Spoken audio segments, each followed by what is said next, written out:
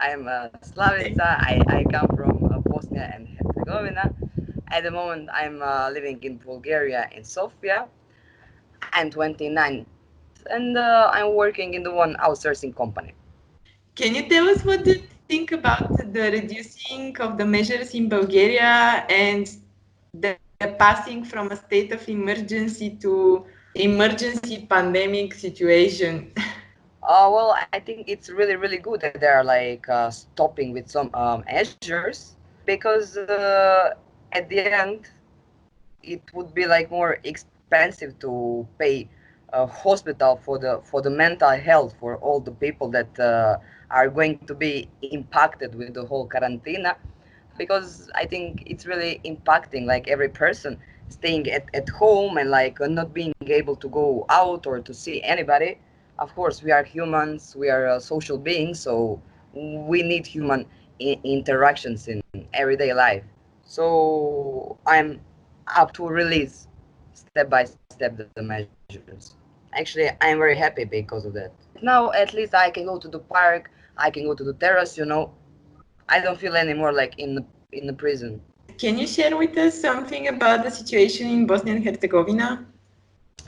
Yeah, sure. So in Bosnia, especially in my hometown city, Mostar, we had the police watch. So it was released maybe before 2 weeks. So the situation was like that people couldn't go out from their homes after 8 o'clock in the evening. So it was totally forbidden, and that state needed to be, I think, the whole May.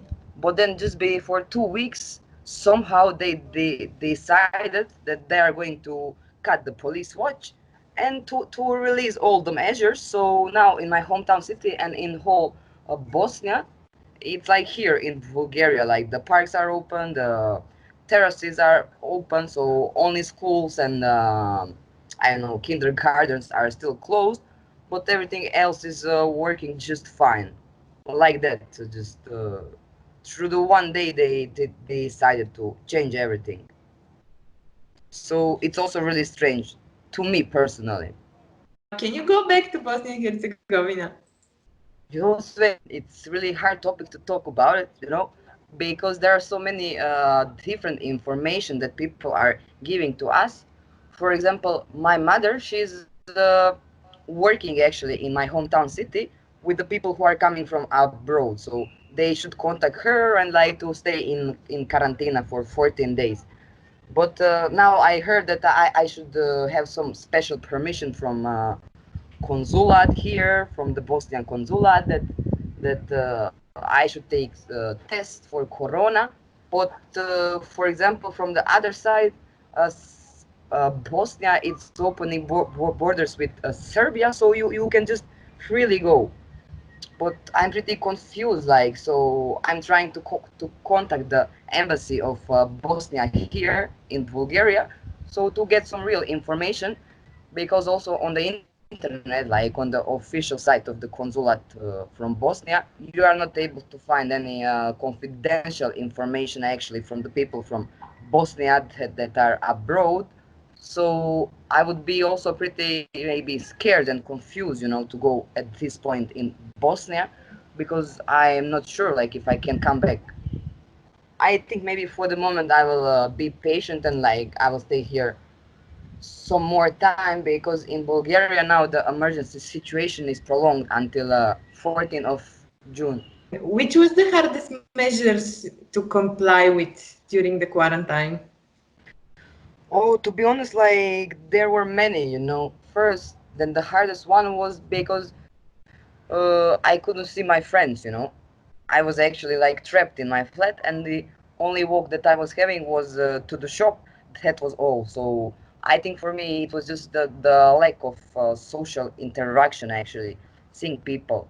The second one was that everything basically was closed. So like we couldn't go to the park, you couldn't go for a walk, you couldn't go to do sport.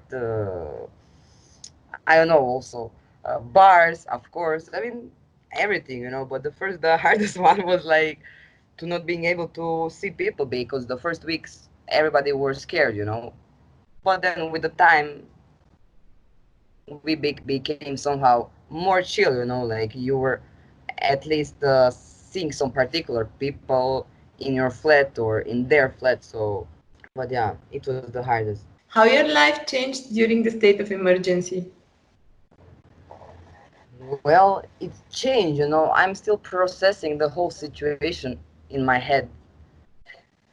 Because the first 2 weeks were the hardest for me when I was trying to adapt on the new style of life, like working from home, doing everything from home, going out only in emergency, like to go to the shop to buy the food.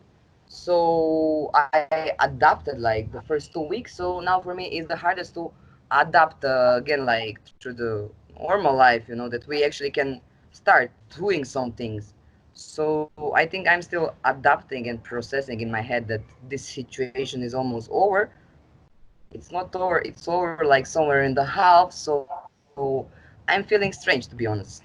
Like in my head is a confusion, and I think for many people, like it's going to be hard and strange.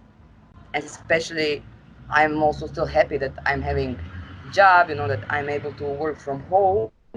When I see so many people that they just lost their job, so I'm grateful.